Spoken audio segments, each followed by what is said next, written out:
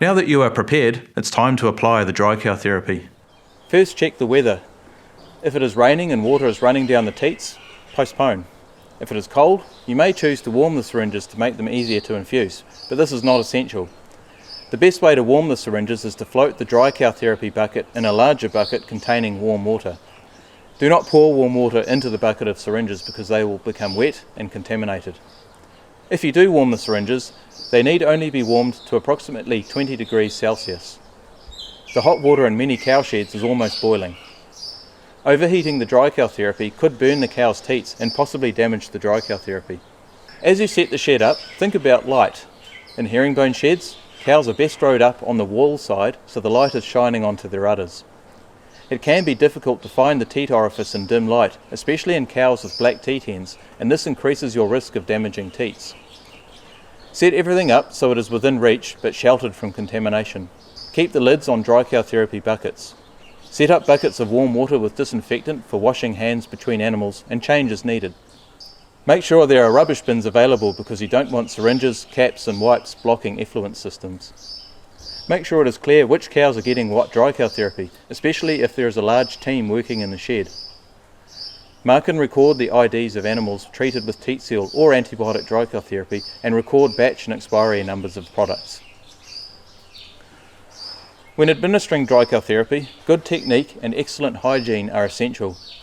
Poor technique can result in teats being damaged, and hygiene breakdowns can cause potentially fatal mastitis. This applies to all types of dry cow therapy. As well as working clean, you need to work dry.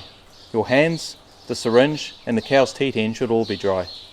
You should wash and dry hands between every animal. Take enough syringes to treat one animal at a time.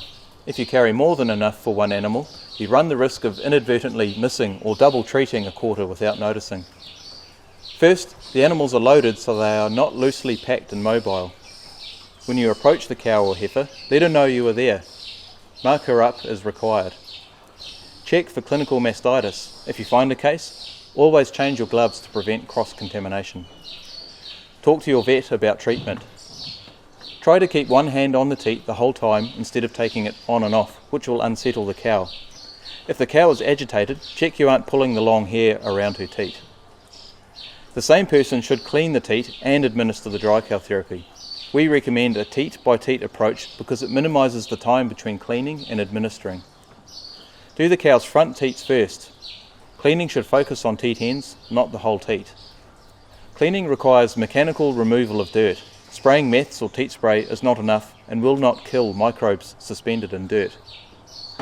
Clean is when the wipe comes away clean after firm pressure. Make sure your hands are clean and dry, otherwise you'll only transfer dirt from your hands to the teat. Make sure the teat wipe doesn't brush against contaminated surfaces, such as the side of the teat or your wrist. The teat end should be dry when you come to administer the dry cow therapy. Use as many wipes as it takes to clean the teat, not a set number like one per teat or one per animal. If teats are heavily contaminated, you can send somebody ahead to remove heavy contamination first. However, cows should be treated straight after milking, so their teats should be clean. You may need to reassess the process if their teats are heavily contaminated. Perhaps the cows have been yarded for too long. Now that the teat is clean, do not spray anything onto the teat until after you have finished treating all teats.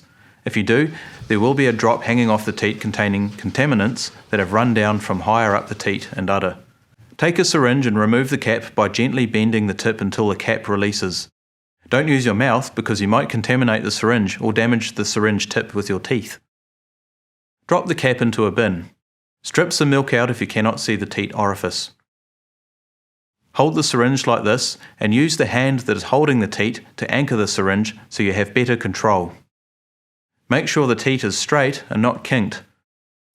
Partially insert the syringe tip up to 3 mm, taking care not to brush stray hairs or unclean parts of the teat. If the syringe tip touches anything else, discard it and take a new syringe. Do not clean the syringe tip and reuse it. The syringe only needs to be inserted far enough to ensure the product goes up the teat canal, a maximum of 3 mm. Make sure you infuse the entire syringe contents. If the dry cow therapy runs out down the syringe instead of going up into the teat, then the syringe tip isn't properly positioned in the teat canal. Withdraw the syringe and ask somebody else to hold it while you re-clean the teat end. Gently squeezing out some milk will help open the teat and show you where the orifice is. If you're finding it difficult to insert the syringe tip into a lot of cows, they have probably waited too long in the yard. You want to retain teat seal in the teat. Gently pinch the base of the teat when you dispense the internal teat sealant and do not massage it up into the udder. If you're giving both an antibiotic and an internal teat sealant, always administer the antibiotic first and massage it up into the udder and then re-clean the teat before administering the internal teat sealant. Any clinical mastitis cases or other unusual findings on our recording sheet. After you've treated all 4 teats, apply teat spray at its high strength concentration, ensuring proper coverage.